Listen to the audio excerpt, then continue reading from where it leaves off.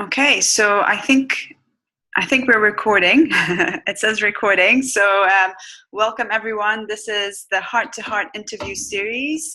I'm Melanie. I guide souls and heal hearts. And this is really a series where I started just to have a heart to heart with everybody that I love, that I follow, and to get to the core of what really blocks our hearts so that we can release these blocks and live in our heart space and be happy and live a more fulfilled, heartful life.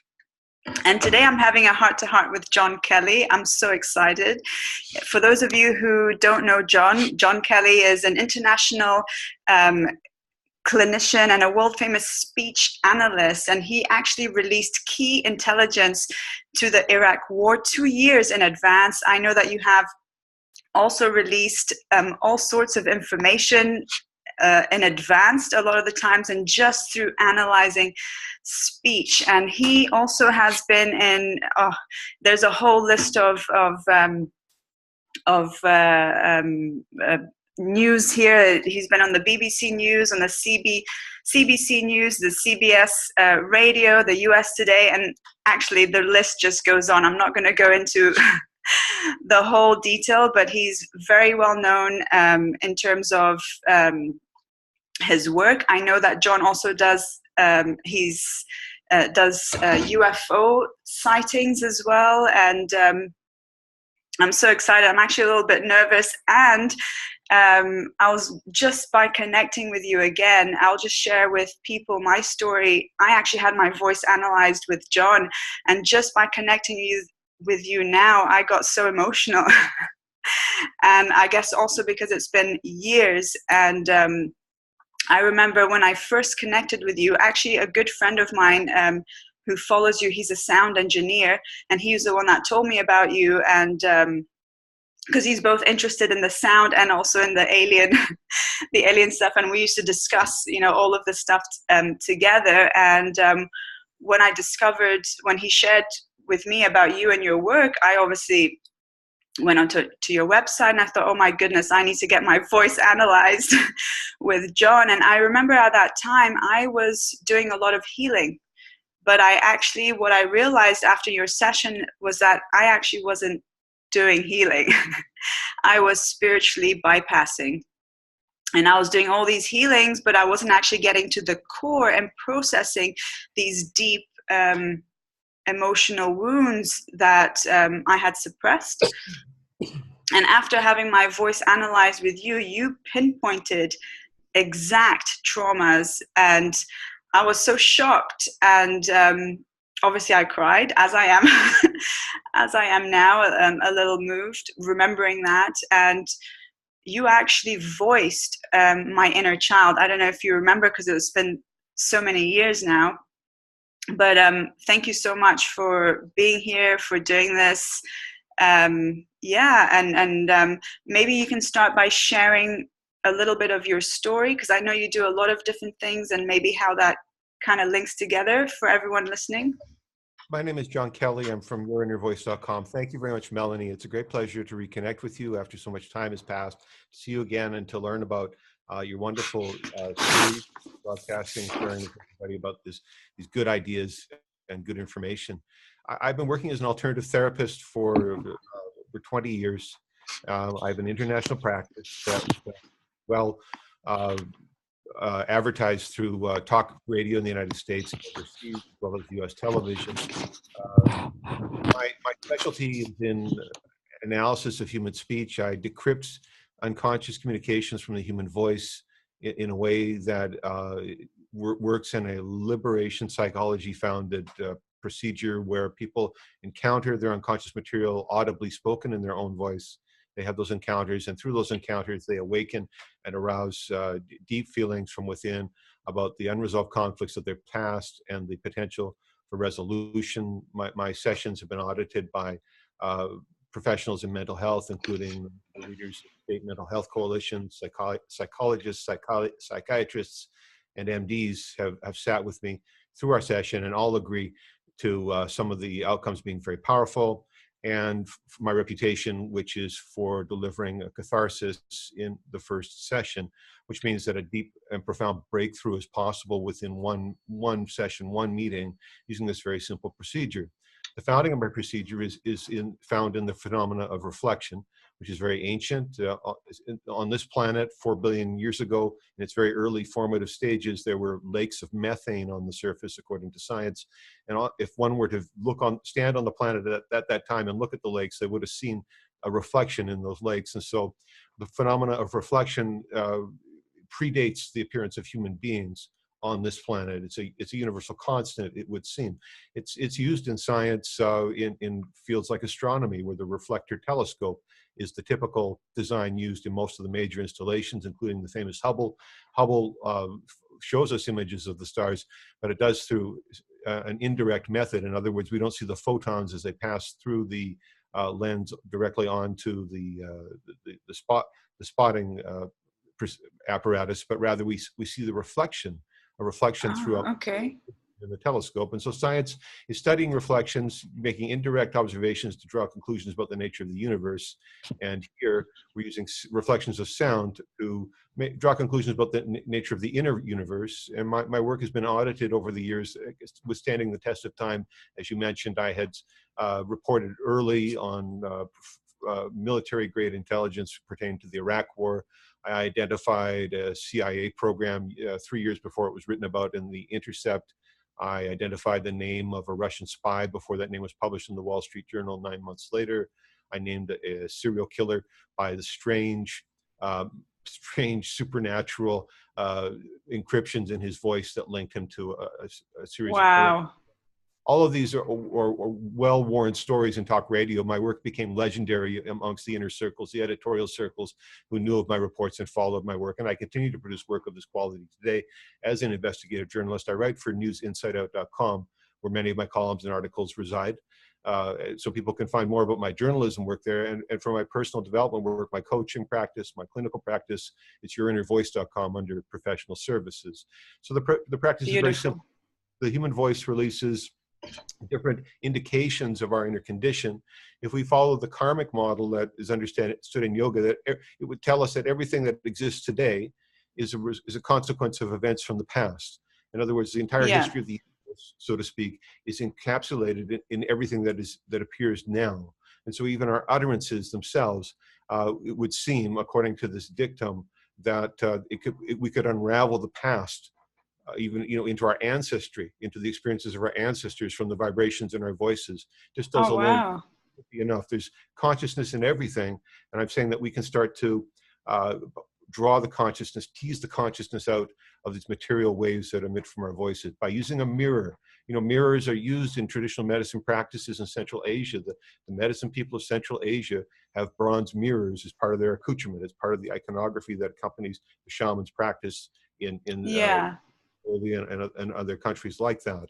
And so we find that medicine people look into reflections in order to gather some insight into conditions of the past, present, or the future, some kind of mystical, higher dimensional insight. And I say that my practice here in the West mimics that, because the digital mirror through which the audio is filtered releases similar deep insight, and one of the most powerful applications for that insight, not just in reporting very bold news about future events around the world. It has to do with helping people to get a grip on the deep inhibitors that are in attachment to their creative process.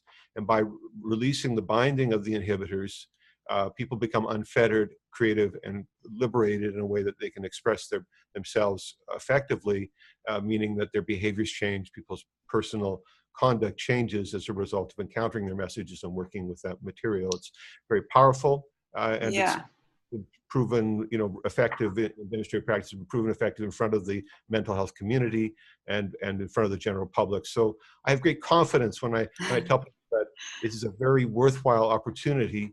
And it's something, again, I'm a leading practitioner. I have over 20 years of professional international experience, and I have a clinical and an investigative track record that are publicly well known for veracity, for facts. It wouldn't be possible to assemble such a track record if what I was saying wasn't found on a factual, truthful basis. And obviously I have my own personal experience with you. And I remember, obviously you didn't know anything about me. You never heard of me, you never met me. And when you pinpointed these traumas, it was really profound, because it had come up in therapy before and I kind of just ran away with it and didn't want to deal with it. But when I came to you and you said, no, this is the actual block, I was shocked. And that's when I really realized, oh, I actually need to look at this and work with this. And as you were speaking as well, what was coming up for me is two things. One, I was watching a documentary or a talk. I can't remember the name of the guy now, but he was actually saying that the creation of the universe is sound. And he was talking about the ancient technologies, and they were all sound based. So when you talk about sound and how we can actually trace back through sound our ancestors and our history, that's pretty amazing. And go ahead. Well, to highlight further to what you're saying, that concept in the yoga that I study, you know, Vishnu is on the sea of consciousness, uttering ceaseless mantras that sustain the creation. These vibratory waveforms are experienced by us as the ups and downs of our reality, the ever-changing day and night, summer, winter, hot and cold of our reality, or the relativeness of our reality, is understood as the sinusoidal waveform expressions of the Creator reciting ceaseless mantras. And when people do deep meditation, sometimes they hear the universal background sound. They hear the Om from deep within their minds, or they hear the Hare Krishna mantra, or they hear the Bhavanam Kevalam mantra. They hear an indication as a recitation, as if a person like themselves, but a great person, was singing a song that sustained the creation, and all the ups and downs of the melodies and the harmonies and so on. The sharp and the flat notes were like the sharp and flat notes of our lives. So this concept of the origin and creation is deeply expressed in Tantra philosophy, where sound precedes the other elements. Yeah. You know, the etheric element precedes the aerial, luminous, liquid, and earth elements in a 5 elements universe. It precedes them, and so ether is the medium of sound. When we talk about akasha, the akashic record, that's the etheric record, akasha being ether in Sanskrit. So Sanskrit, the akashic record is accessed at the sound level. So the idea is it? Okay. The idea that we're accessing profound knowledge through sound is not strange when you think about the akashic records concept, which is popular in mysticism. Yeah, but I didn't realize it was sound. The sound is what travels through ether, the etheric element at the Vishuddha chakra. So in the yoga physiology, there's these chakra points, which are the psychoanalytic gateways of consciousness in the West. They are the neural development throughout the abdominal cavity, not meaning that there's not all of our neurons are up here in the head, but rather there's brain material. And so what material science is instructing us, that there's brain material in the stomach, there's brain material in the heart. This is current medicine. It's published in popular medical periodicals. So these ideas have inspired curiosity, but the people who were thinking about them the most were the most ancient medicine people of South Asia, whose collective wisdom was encyclopedically refined by profound personalities who appeared periodically, like people like Sadashiva, the father of all yoga, consolidated all the wisdom of the medicine people at the time, all the magic and healing power in one person, and taught and organized everything. And so this is my adult education was focused on studying these teachings and practicing directly from those teachings, because I thought this was the most profound path to knowledge, the yogic path. It was also the most rigorous path. And having succeeded in completing the Patanjali 8 limbs in my practice, I recognized that people living in the West weren't looking for that kind of rigor, weren't looking for the big set of rules. But I say, you know, if you want to get your rocket ship off the launching pad, you're going to need a lot of engineering infrastructure to make sure it all happens and works properly. It's a very sophisticated. But if the body is the spaceship and the mind is the cosmonaut, if we want to get that launch going to the cosmic origin, we're going to need a little bit of order. Well, so my sessions provide a form of structure where some of that potential is expressed. My clients don't have to be vegetarians to succeed with me. Yeah. have to be following extremely rigorous yogic lifestyles to succeed. I can give them a little bit of that special magic, a special benefit of a deeply invested yogic practitioner's lifestyle. I can give them some of that through working with me. When we look at the reflections in the mirror together, we're empowered to journey far. And most people concur that we journey much further than in traditional talking therapies. Talking therapy in the West, in many ways, has been a fail. And one of the consequences Yeah. of psychiatry has moved to the prescription medicine model so far. The prescription medicine now is in all the drinking water. It's become an opioid epidemic in some areas. I mean, this is the massive medical epidemic in North America, is the opioids, which are the heroin, morphine derivatives. So that medicine has moved so far in that direction that they've lost control of their the Frankenstein's monster. And what we need are simpler solutions that that are more invested in human potential. And I'm demonstrating that talking therapy without any need for any pharmaceutical whatsoever is very effective and produces the desired result of the fathers of psychoanalysis, the ones that they were looking for. Catharsis is one of the outcomes that the fathers of psychoanalysis were hoping for. And so my practice delivers on that. I think it's very important in this time to look at that, how Western medical structure is so sophisticated and so highly staffed with such well-trained people. But the consequences of some of the practices, we need to abandon some of the dinosaur models, and in this time we need to enable and empower people. So I'm really, I appear as an alternative therapist, but really you could say I'm a wellness activist. By appearing with this unusual practice, this very esoteric practice and all these esoteric ideas, I'm advocating for people to heal themselves, to become to use the resources that they have to enable themselves, to empower themselves to be better. That's really my commitment to social service is about this kind of activism, that I can appear and inspire people not to necessarily work with me, but rather to do some work, some inner development work, just by taking some inspiration from my encouragement to say the potentials within us. And a few things were coming out to me. First, I want to also ask you, but before you answer this, is what is the role then of the mirror and reflection in the traditional South and Central Asian wellness? I know that in psychology and all of that, it's also about reflection. But what is your difference? Because if they're stuck, what makes your therapy and the way that you see the mirror different? Does that make sense? Well, my procedure brings the living voice to the participant. I don't diagnose in my voice alone. Rather, I bring a presentation that's not unlike the X-ray. When the patient in the medical arena sees the X-ray along with the MD, who's the expert at interpreting the pictures, it takes the weight off of the MD's opinion and puts it onto the data and information that came through that scientific filter, the X-ray filter that let us see into the body. And so when I present the audio that the participants can hear, they become enabled to have direct encounter with that information I presented to them. But it's their direct encounter with it that facilitates the most growth and understanding. And what's coming to me as well is because the voice I heard is it's the energy of your soul. And I remember when I heard that, like many years ago, I hated my voice.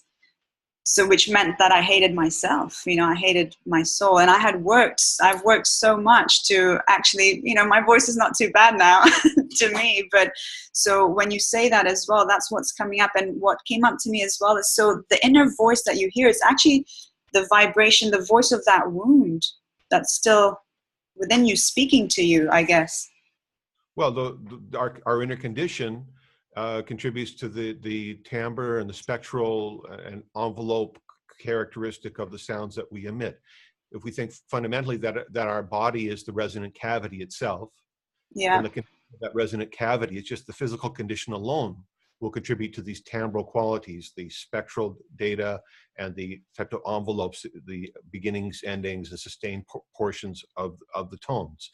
But further to this, even more subtle is what we're reaching for in this psychoanalytic approach is the psychological and emotional conditions will also be indicated.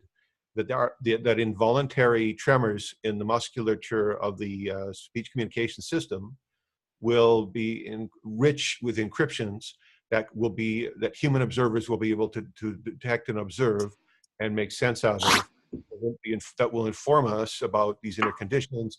And these will not just be trite scenarios, but rather there'll be some of the most important key decision moments of our lives. The times of the initiation from youth to adulthood is described in great detail in some of our sessions, for example, and some of the missing steps of those important initiations for people to feel whole as adults. Sometimes we miss stages in our growth. Opportunities pass us for different reasons. Sometimes we lose a parent. Sometimes our family moves a lot from community to community. Sometimes we don't finish school.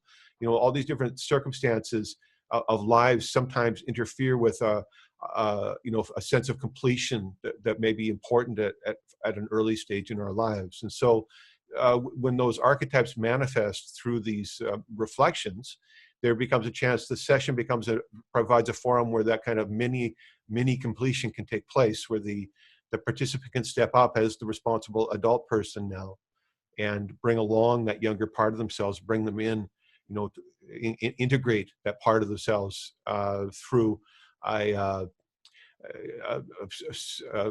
sublimation of what couldn't be in the past. So again, these deep and key moments manifest unconsciously through our speech, and they can be detected using a digital mirror. And they are very, very helpful in gaining insight. In my wellness model, it's not unlike the Buddhist conception of the wheel. And I think some of the sort of popular talk in the West is we need to get off that wheel, of reincarnation, getting off the wheel. But when we think about getting off the wheel, what do we really mean? You see, what one expression might lead us to believe that we have to leap from the perimeter of the wheel, leap off the wheel and further out into the universe. But I say what we need to do is collapse the waveform of the wheel and return to the center point of the wheel, to the hub itself. And so if we chase our issues around the perimeter, that's sort of an evolutionary approach to wellness. You'll be constantly trying to discover, things on a timeline, and that timeline, if we've been and you'll go up and down, up emotionally, and millions of years of drama and so on and so on. And so what the messages provide is our spoke-like shafts into the centralmost issues. And so instead of riding on the perimeter of our condition, we now start to silo into deep niche arenas that take us to the very core feelings at the foundation of our personality. In one shot, one message correctly decrypted can serve as that channel. And when we turn to the center point of the personality, the soul's instrumentality is so powerful. Like an infant who makes small movements with their hands becomes like a guru making mudras, and changing the universe. That kind of power, that conception of great capability is found through simplicity, and it's inherent within us. So again, when we get off the wheel, what we're really doing is we're reintegrating with the center point, the point of origin where the wheel and everything came from. And in that integrative moment, small changes become manifest as incredible power, washing through our entire existence. Not unlike the metaphor, even in Kubrick's 2001: A Space Odyssey. This is a spoiler in case just anybody hasn't seen that movie. But in one of the final scenes, the baby's in space, in the space room, coming back to Earth, and it's sort of like, it's like a baby Krishna who could just make a tiny mudra, or just a small smile, and convey like a universe of meaning, or a gesture that would transform galaxies. This whole potential in the inner child. Yeah. So that imagery is within us, and instead of like watching movies about it, people like myself are actually living it, and we're sharing the experience with others who participate with us in these simple meetings. And what was coming up to me, like I saw the I do the tarot, so I saw the Wheel of Fortune, and it's always about coming into the center and being present, and being the observer in our experiences, and that's how we can actually create these changes. And is this what you mean in terms of when you talk about the relationship between happiness and infinite eternal bliss? Well, there's this idea of, like our emotional satisfaction, and many of us are satisfied with simple and temporary things. I know I am, but like that sweet fruit that we want is only right for a certain window of time. If we don't get it when it's at its juiciest, we're going to miss that opportunity, and it won't be as good, and we won't want it. So we want that thing, and then it loses its allure. It has a temporary attraction. Everything in the material world is like this. I can't wait for summer. I can't wait for summer. Oh boy, it is so hot. I can't wait for it to snow. I can't wait for it to snow. All of us are like this. Everything in this universe has this relative nature, the ups and the downs, this curvature. And so to get to the straight line, the line of infinite wavelength, that in the yoga context is a deeper state of bliss that's unending. The fruit never goes beyond ripe, so to speak. That consciousness, that psychology is all removed from the sense of the attachment to the material. It's through something called Pratyahara, which means sense withdrawal. In other words, our desires to taste and to see and to hear sweet things and special things and to feel sensual things and so on. Yeah. It's all sensual. But in yoga, in the 8 limbs of Patanjali, one of the limbs is Pratyahara, which means that the mind withdraws from the senses, and that the sensory stimuli all becomes internal, and the psychology reverses the flow. We are not outward seeking, like the Kali Ma mother, her tongue is stuck out. Yeah. In the mudra. Yes. To sense and to taste, like that. But in my photography, if you've studied my avatar photography, you see that Varaha the boar, his tongue is curled in the Kachari mudra. In Kachari mudra, the tongue is sealed. We're not seeking sensory pleasure. We're seeking the inner taste rather than the outer taste. So you see that the Kali Ma, the tongue is out. But in my photography, if you go through my avatar photography, like on my Facebook page, I've seen a few of them. Yeah. The boar image, his tongue is distinctly in the Kachari mudra, and he's talking to us about the power of the inner life, the ferocious power of our cosmic potential is overwhelming, much greater within. And so that's the path that I'm on this inner directed path. It's strange to talk about mudras to prevent speech, and when I study, but I'm saying. Yeah. Study speech, but reflection is something that's very simple. It's a constant, it's a universal. I'm not breaking from anything. It's nothing unnatural about reflection. It's something that people can understand, even if they don't share my English language grasp on the language. They can still experience a reflection with me, and in that reflection, something profound can happen. And it's more important that something profound happens, from an activist point of view, than it is that everyone gets a grip on all the special theory and that science describes all this in medical journals. That can happen after.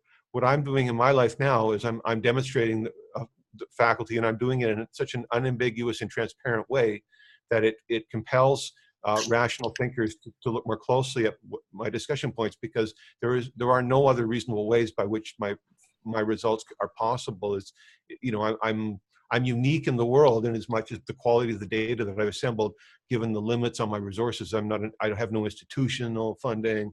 I have no corporate backers, anything like that. So really, what I'm demonstrating is the potential of the average person. I'm inspiring average people something great, to achieve great things, and to not allow themselves to be fooled by ideas about their lesser abilities. I'm saying that infinite potential doesn't care about these inhibitors. Infinite potential wants to express in great ways. If we can allow for that to happen, this idea of the involuntary, the moment of greatness is to become the witnessing entity, to merge with the witnessing entity, rather than being obsessed with being the doing entity, like that. Yes, I get caught up on that, so I have to admit. But also I understand, and I think it's a challenge. Like I still have that challenge, and what you're saying, as I hear you speak, maybe it's in different words, but you actually are listening to your heart. You followed your heart, and you it didn't matter what the outside, the illusion, you didn't buy into what other people were saying or whatever was happening out there. You truly went within and followed your heart, and this is also why you're seeing results, and you can access this deeper unconscious and people's deeper blocks through sound, because also sound is the vibration of their soul. Well, the concept of devotion is very important in yoga. It's called bhakti in yoga, and it's the yoga that Krishna emphasizes on the battlefield. His battlefield instructions to Arjuna in the Bhagavad Gita are to practice bhakti yoga. And to express it simply, in Bengali and Sanskrit, the word we spell D-E-V-A is typically, in the West we'll say deva. Deva, yeah. Sort of deva means like divine person. So if we want to be deva, what this message alludes to, it says we need to practice devotion. And if we understand that in Sanskrit and Bengali, deva is really pronounced devo. Okay. To become devo, just be devote. You see, devotion, Okay. love, devotion to a high ideal leads to greatness in human performance. And so the yogi who has their devotional ideal, and the bhakti yogi who follows their devotional ideal intensively, becomes fulfilled with that potential, because that devotion liberates the potential. We'll do things out of devotion that we'll never do for other selfish reasons. We become great people. We become greater than our egos and personal interests. We become greater through devotion. So one of the key elements of bhakti yoga is to be a devotee. To be a great is to become a great person. Be a devo by practicing devotion. Wow. And do you feel, this is for me, do you feel like this pull to, I guess for you it's the sound, and diving in, being devoted to your, to the speech and to sound, and I guess also you do the UFOs, but it's a soul calling, I guess, that you can't help. My life circumstances compelled me on the path that I'm on. I was compelled by circumstances to do the things I do, and it was beyond, it was beyond my individual volition or really my understanding of how things would go. I had many profound experiences and challenges growing up, and I had opportunities as a young adult to start to put the pieces together, and I took that by the the reins and rode as hard and as far as I could, identifying that opportunity. But again, it was my inner feeling, my inner guidance that I sensed that I was guided and directed to follow, to do the things that I did, to make the decisions that I made. I took made some very risky decisions by doing many of these things, but the spiritual path is it's strewn in thorns. I was going to say that it normally has no foundation, and it's these risky decisions. It's normally the heart path. Well, when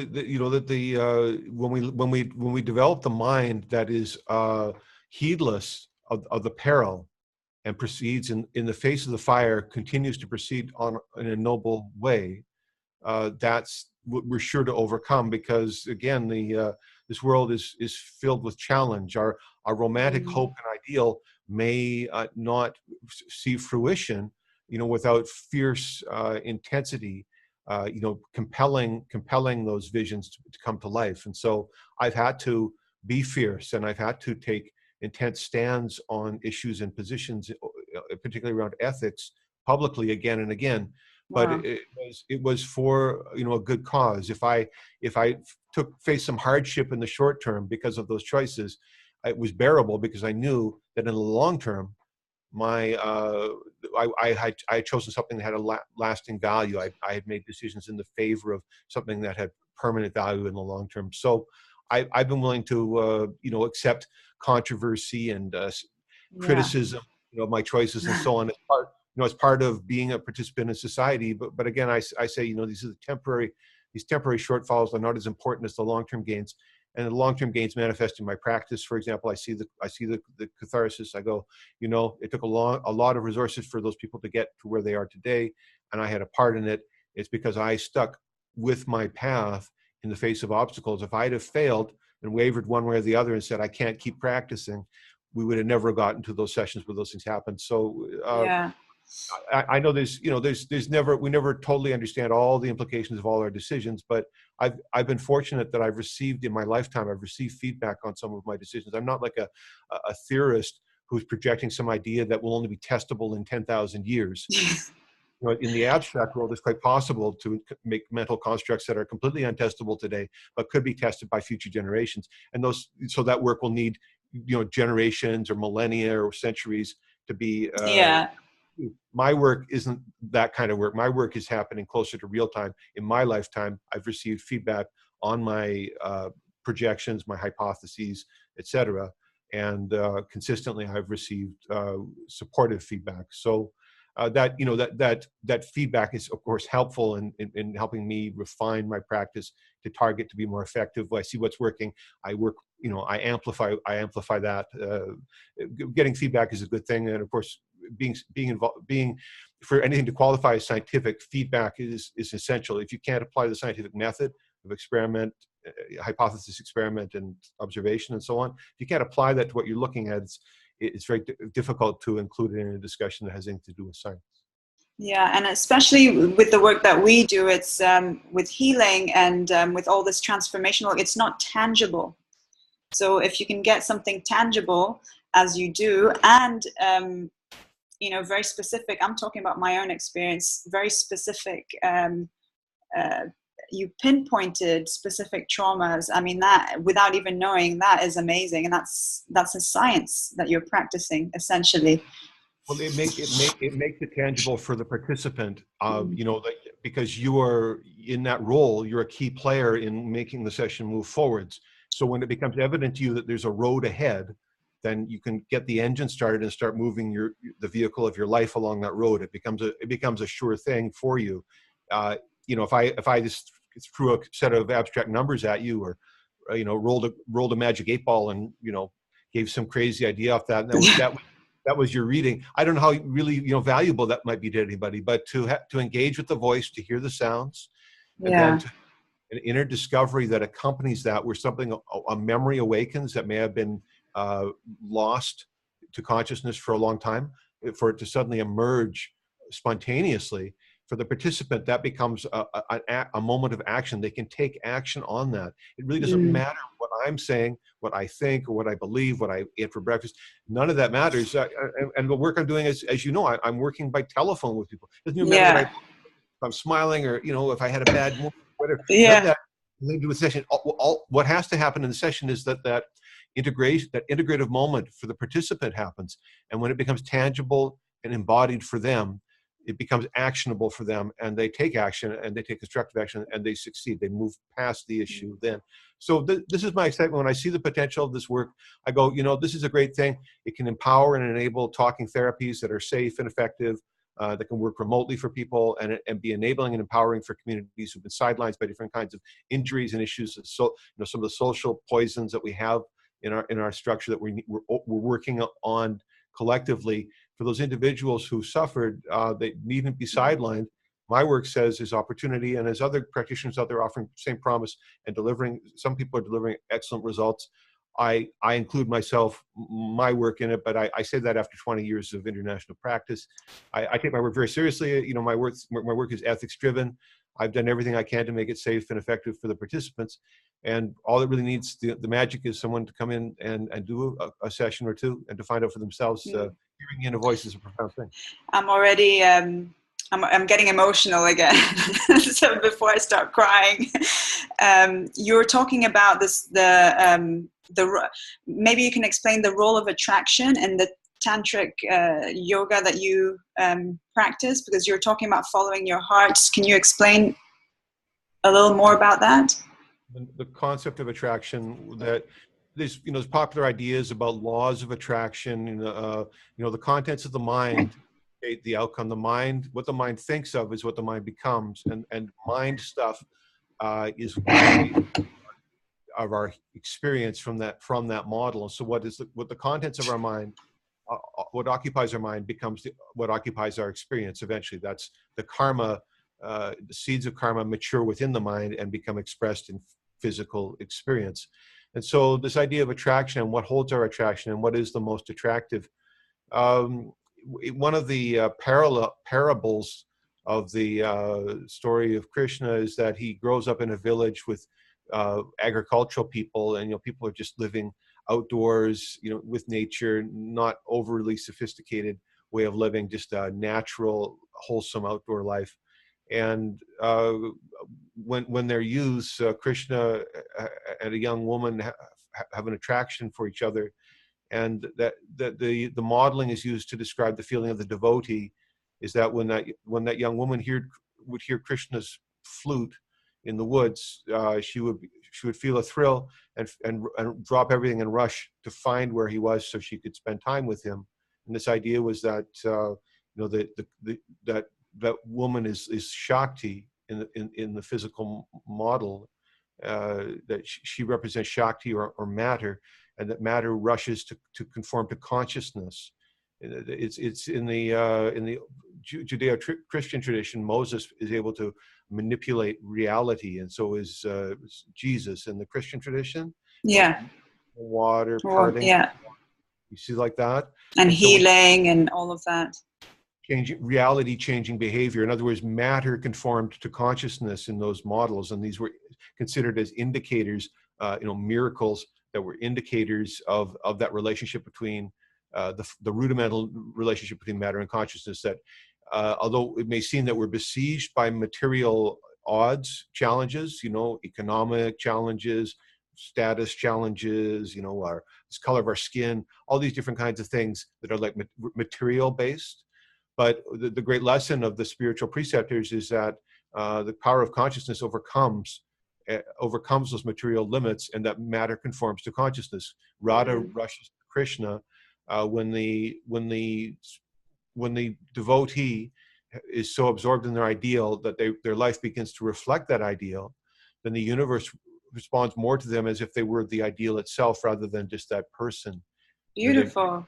They begin to this idealized response. In other words, the way the universe interacts with them, this harmony suddenly manifests, and the real rhythms of life and the great beauty of the world that how we're supposed to experience it, as a beautiful heavenly paradisical experience. All the kinds of magical paradisical things happen more than the mundane and the crude experiences. This place is ready to serve a very high, better than a 5-star experience to people of the most profound, folkloric, and legendary kinds. I assure you, for those who would become the people who qualified to participate in those high experiences, whose minds were ready to experience and their hearts were open, to be participants in a greater universe that functioned in a higher way.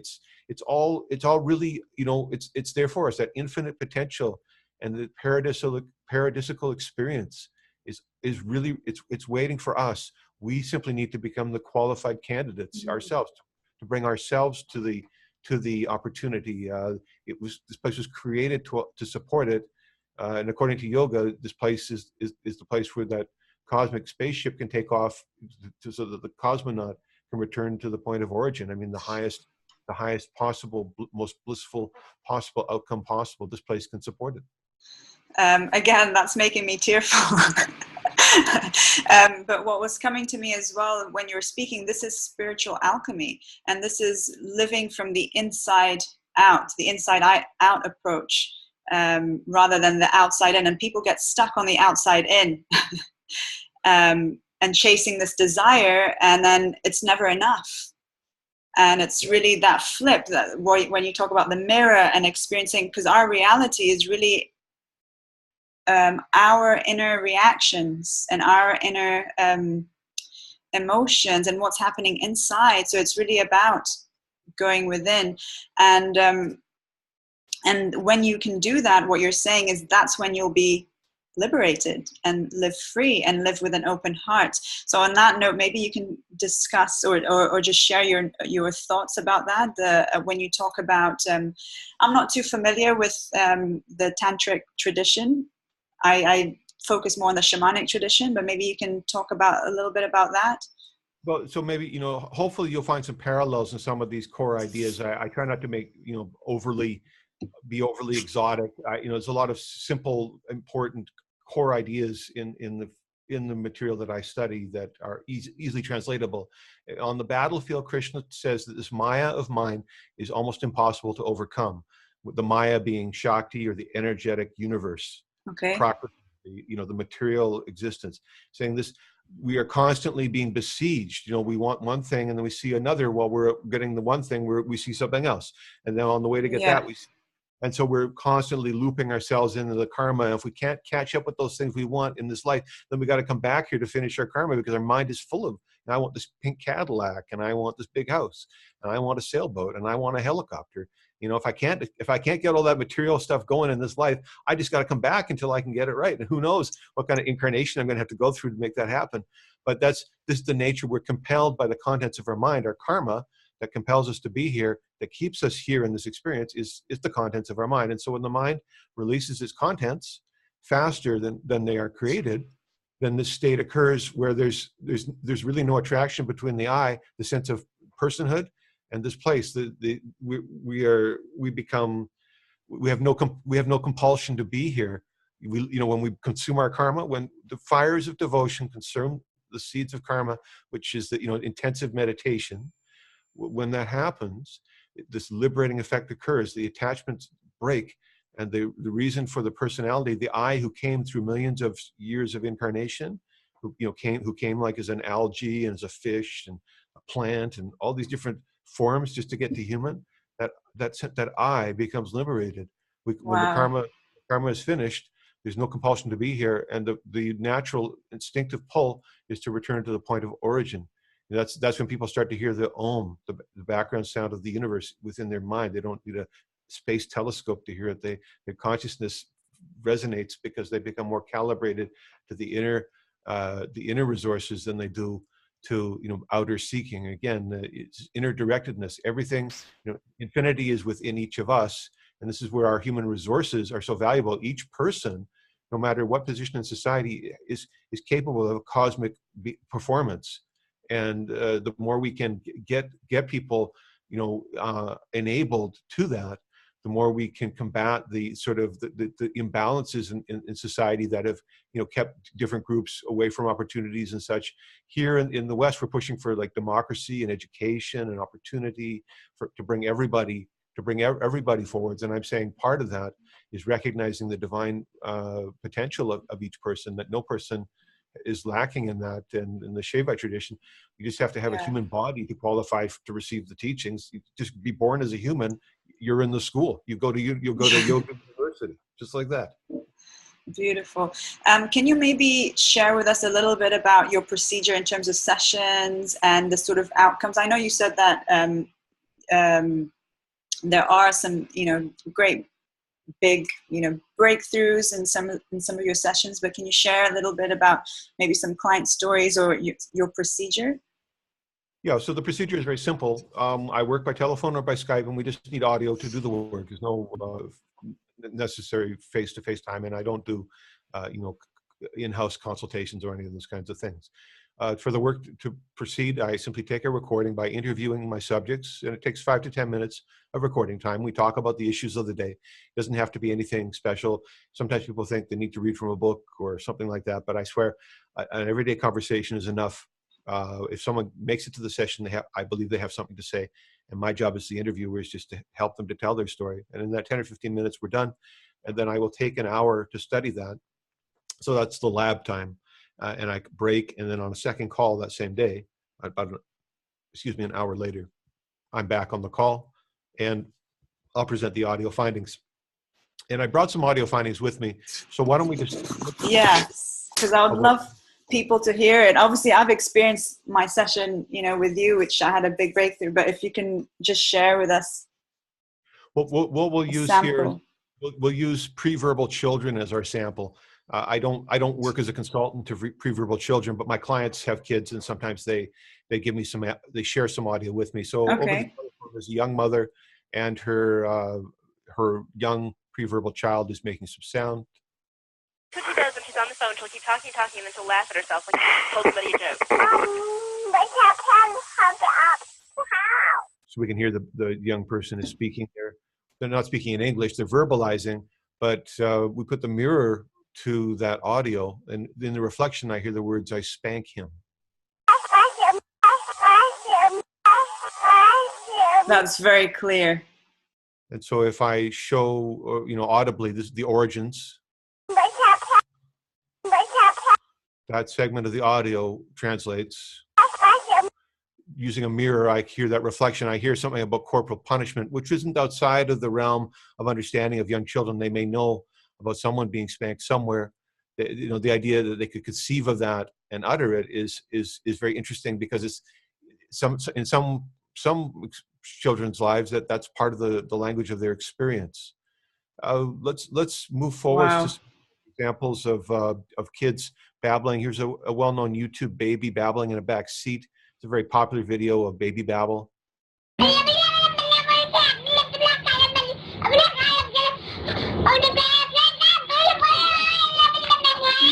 All right, so just lots of babble going on. The baby's making lots of sound, but what to say of speech? If we study it in the mirror, I can hear the words, "I'm trying to sleep, nightmare."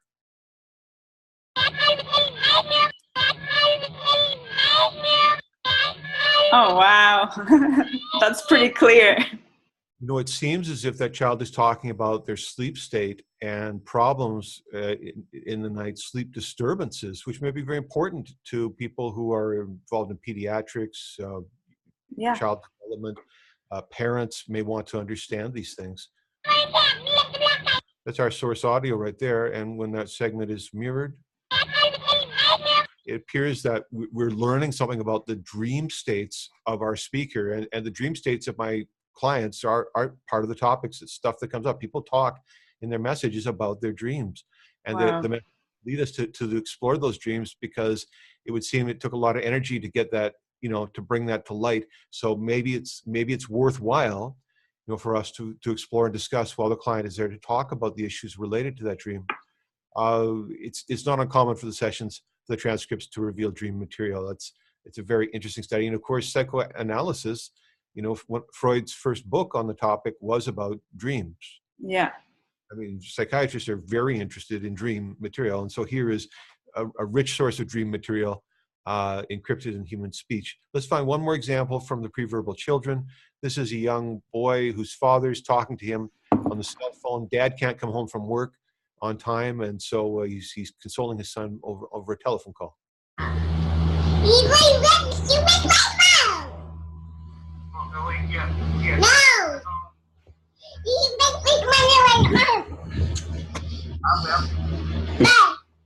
All right, so dad and the son just having a chit chat, but there's more to it. If we take that baby's voice through the mirror, I hear the words, "I'm very angry, Daddy."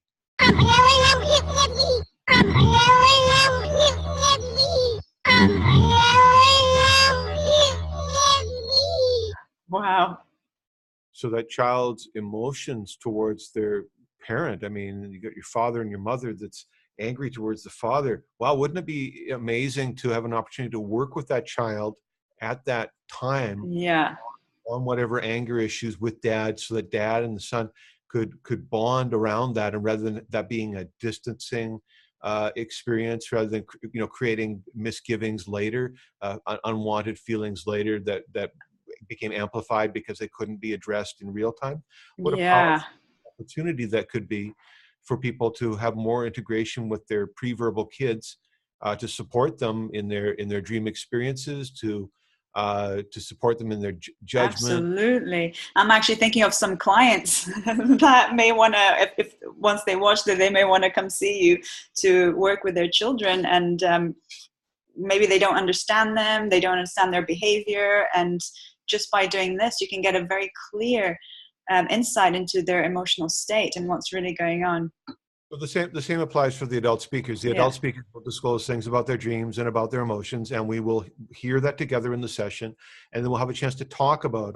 There'll be a transcript that we'll share, and then we'll go line by line through the transcript, interpreting material in a lengthy discussion, and that may lead to profound emotional responses that we will explore in real time using very simple visualization and breath work. So beyond the discussion where the practitioner offers their expert opinions, in terms of reading the transcript with the participants, I'll also guide participants in very simple breath work and inner visualization that empowers them to connect and release with the issues that, as they manifest in embodied form. As the feelings come to surface, I'll invite them to look with their inner vision and their inner sensing to the place inside of them where they felt the feelings were emerging from. Like if I asked you today, Melanie, where coming from, could you say there's a place within you that you could feel the feelings? Yeah, definitely. Yeah. Around my heart. We would visit your heart place together, Mm. and with our inner vision, we would look and we say, you know, is there something visual? Just you saying that is already bringing it up again. And then we take a deep breath into that place, a deep breath, a good healing breath, and we release our breath and we let go. And we'll say the words, I love you. Out loud. Out loud. We'll say, I love you. I forgive myself. I forgive myself. You're going to make me cry. Take a deep breath and just let go. Letting go. You know, it's so easy to let the breath go. That's how we breathe. And the mind can breathe the same. The mind can release its attachment to the burdening ideas. Those burdens can be released as we breathe in, take a deep breath in, and we release. It's so natural to let go. Now we are letting go. I think I need to come for another session. Obviously, there's something there to just speaking to you today has really brought up whatever it is there. Maybe you can analyze it after, but I'll definitely be in touch. So if there was one message to people out there, what is, from your years, 20 years of practice and analyzing voice and all of that? Firstly, I can say that there's no hiding from you, because just by me speaking, you can definitely analyze it. But what is your one main message to give to people out there? It's really, my message is about our breakthrough potential, to believe in our breakthrough potential more than we invest in our sense of limitations. You know, if we can see ourselves breaking through our reality, what we tell ourselves is real, in terms of limitations, when we see ourselves transcending our limitations, it's instructive to every experience of everything about us. It says we are more and we are better, and we can always choose to be better. It doesn't matter where we are. If we've still got our heart beating and we're taking a breath, we're still alive, we can make progress and we can move in the right direction. So my real, you know, inspiration is to tell people to be your greater self, allow your greater self to express through you, believe in your potential to overcome, and take action on that potential. Don't don't wait for your potential to find you. You know, be expressive and take steps to challenge your potential, to make sure that you express your potential in this lifetime. Be a breakthrough person. Is my I think that was maybe that touched me, so that was a direct message for me as well, and I guess for everyone listening. How can, I know you have your yourinnervoice.com, so people can just contact you through your website? There's a contact form on the website, john@yourinnervoice.com, Jon Kelly. John Kelly is my name. And I have a toll-free number that's good in North America for free calls, which is 888-453-0751. People can call there and leave a voicemail to set up a call. We can have a meeting and talk about sessions, find out more information. Just contact me with your questions, and I'll be happy to make sure that I can address those for you. Again, it's very easy to get involved in sessions. It's very simple, and I'm very accessible. I'm very excited to share information to help people make decisions about the value of that work. Awesome. John, thank you so much for your time. I know we went over, so I really appreciate you taking your time to speak to me. It was such an honor to connect with you again. Obviously, this brought up memories of where I was, you know, however many years ago, and some of your messages today really touched me as well. Thank you so much. And yeah, I hope to have you back soon to possibly discuss some of the other interdimensional topics as well. That'd be wonderful, Melanie. A great appreciation for your sharing with me and having me on the show today. And to everyone watching, I hope you enjoyed it. Contact John, check out his work. It's amazing. I've obviously had, you know, one-on-one experience, and yeah, and I'll see you all soon. Bye for now. Bye, John.